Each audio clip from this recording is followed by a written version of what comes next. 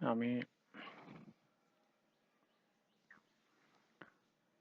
মনে করি আমাদের যে স্ট্র্যাটেজি মানে টেকনিক্যাল যে স্ট্র্যাটেজি বা সিস্টেম মানে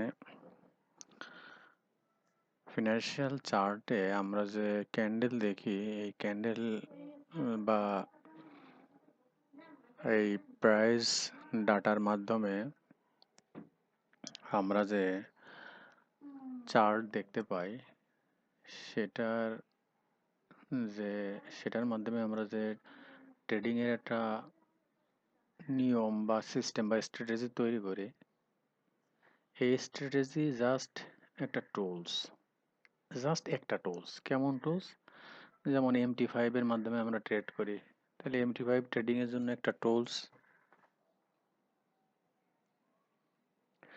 তারপরে আমরা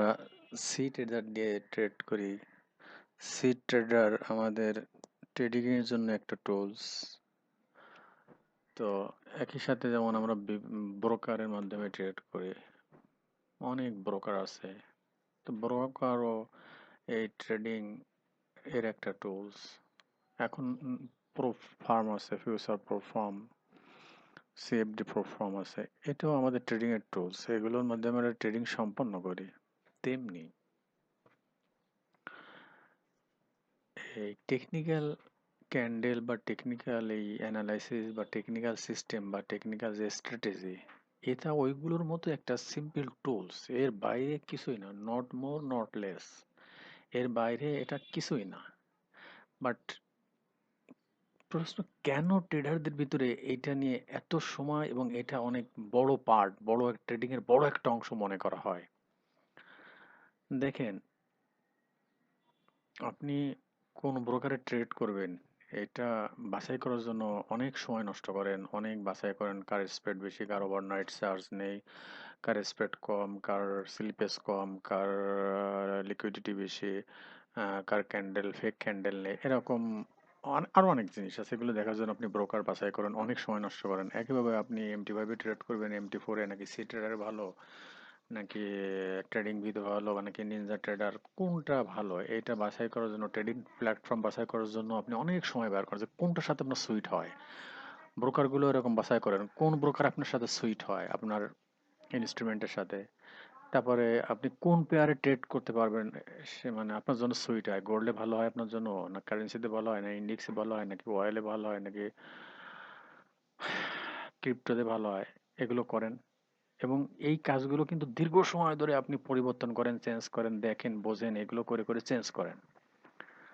এই একই কাজ কিন্তু আপনি সিস্টেম তৈরি করার ক্ষেত্রেও করেন মানে আপনার স্ট্র্যাটেজি তৈরি করার ক্ষেত্রে তো মূলত স্ট্র্যাটেজিটা কি আপনি ক্যান্ডেলস্টিক শিখলেন একটা টেকনিক্যাল শিখলেন একটা প্রাইস অ্যাকশন শিখলেন বা আইসিটি বা ইলিয়াটর প্রিন্সিপাল বা সাপ্লাই ডিমান্ড যেটাও একটা শিখলেন শেখার পরে আপনি ভাবলেন যে খুঁজে পেলেন যে এইটা আমার জন্য ভালো এই সিস্টেম বা এই প্যাটার্নটা বা এই স্ট্র্যাটেজিটা আমার ভালো লাগেছে এটা আমি করব মূলত এর পরে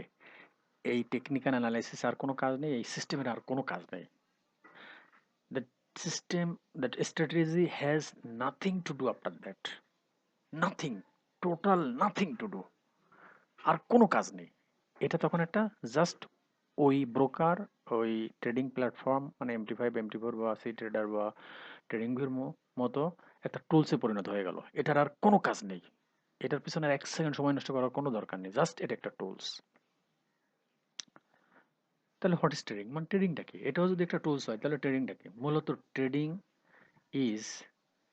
trade yourself trading is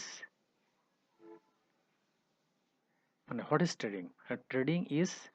trade yourself মানে ট্রেডিং হলো তোমার নিজেকে ট্রেড করতে হবে নিজের সাইকোলজিকে নিজের ব্রেনকে নিজের মাইন্ডকে নিজের ইমোশনকে নিজের ইমোশনাল মানে যে ব্যাড ইমোশন আছে fear greed revenge FOMO leaving money on the table boredom impatience এই যে ব্যাড ইমোশনগুলো আছে আপনি এগুলোকে ট্রেড করবেন বাকি ওইগুলো আসলে জাস্ট টুলস এখন কথা হচ্ছে গিয়ে মানে প্রশ্ন হতে পারে যে ঠিক আছে ট্রেডিং প্ল্যাটফর্ম একটা টুলস ট্রেড কে সহায়তা করে, ট্রেড করার জন্য কাজে লাগে, তো এটা টুলস। তারপরে ব্রোকার একটা টুলস, এটা ট্রেড করার জন্য প্রয়োজন, এটা ছাড়া ট্রেড করা যায় না। সো এটাও একটা ওই ট্রেডিং এর জন্য একটা প্রয়োজনীয় টুলস। তো ট্রেডিং স্ট্র্যাটেজি বা সিস্টেম কিভাবে টুলস হয়? হ্যাঁ, আপনি এই কথা এখন বলতেছেন এই কারণে, আপনি এর পিছনে এই ট্রেডিং এই সিস্টেম চেঞ্জ করতে করতে, সিস্টেমের পিছনে সময় ব্যয় করতে করতে আপনি এত সময় আর এত ইফোর্ট আর এত এনার্জি ব্যয় করে ফেলছেন যে এটা আপনার কাছে আর টুলস মনে হয় না। এটা আপনার কাছে মনে হয় এটা অনেক বড় পার্ট। কিন্তু আসলে এটা কোনো বড় পার্ট না। আপনি ক্যান্ডেলস্টিক শিকার পরে একটু প্রাইস অ্যাকশন বা কোনো সিস্টেম শিকার পরে আপনি যখন বুঝে গেছেন যে এই সিস্টেমে আমি ট্রেড করব, এরপরে আসলে এর কোনো কাজই ছিল না। এর পেছনে সময় নষ্ট করার কোনো দরকার ছিল না। এর পিছনে এনার্জি ব্যয় করার কোনো প্রয়োজন ছিল না। এর পেছনে আপনার এফোর্ট দেওয়ার কোনো প্রয়োজন ছিল না। আর যদি আপনি এটা না করতেন তখন আপনি বুঝতে পারতেন যে এটা আসলে টুলস। ওই ব্রোকার যেমন বাছাই করেছি, এটাও একটা বাছাই করে আমি একটা সিস্টেম পিক করেছি। আমি একটা সিস্টেম বাছাই করে একটা সিস্টেম নিয়েছি। যেমন আপনি ব্রোকার বাছাই করে অনেক সময় নষ্ট করে একটা ব্রোকার নিছেন। আপনি ট্রেডিং প্ল্যাটফর্মগুলো অনেকগুলো বাছাই করে আপনি দেখছেন আপনার সাথে কোনটা ভালো লাগে, আপনি সেটা নিছেন। এই সিস্টেমও অনেকগুলো দেখে আপনার যেটা ভালো লাগে আপনি সেটা নিবেন। নেওয়ার পরে এটা ওই টুলসের মতো এটাও একটা টুলস। এর আর কোনো কাজ নেই। মূলত পরবর্তীতে মেইন কাজ শুরু হয়। সমস্ত সারা জীবন একদম from beginning to end, even your until your death, আপনি টোটালি ট্রেড করবেন আপনাকে, আপনার মাইন্ডকে, আপনার সাইকোলজিকে। Just you trade yourself, nothing more, nothing less. আর আমি মনে করি আপনি বুঝতে পারছেন যে আমি কেন বলেছি যে এই ট্রেডিং স্ট্র্যাটেজি বা সিস্টেম এটা একটা টুলস। মূলত এটা টুলস না, আপনি বলতেছেন এটা অনেক বড় পার্ট, মূলত আপনি এর পিছনে অনেক সময় নষ্ট করছেন, এফোর্ট দিচ্ছেন, এনার্জি দিচ্ছেন, তাই আপনার কাছে এটা মনে হচ্ছে যে এটা অনেক বড় কিছু, অনেক বড় পার্ট। মূলত এটা কখনোই বড় পার্ট না। এটা অন্যান্য বাছাই প্রক্রিয়া, অন্যান্য টুলস বাছাই প্রক্রিয়ার মতো এটা একটা বাছাই প্রক্রিয়ার মধ্যে দিয়ে আপনি একটা পিক করা উচিত এবং এখানে শেষ করা উচিত। ধন্যবাদ।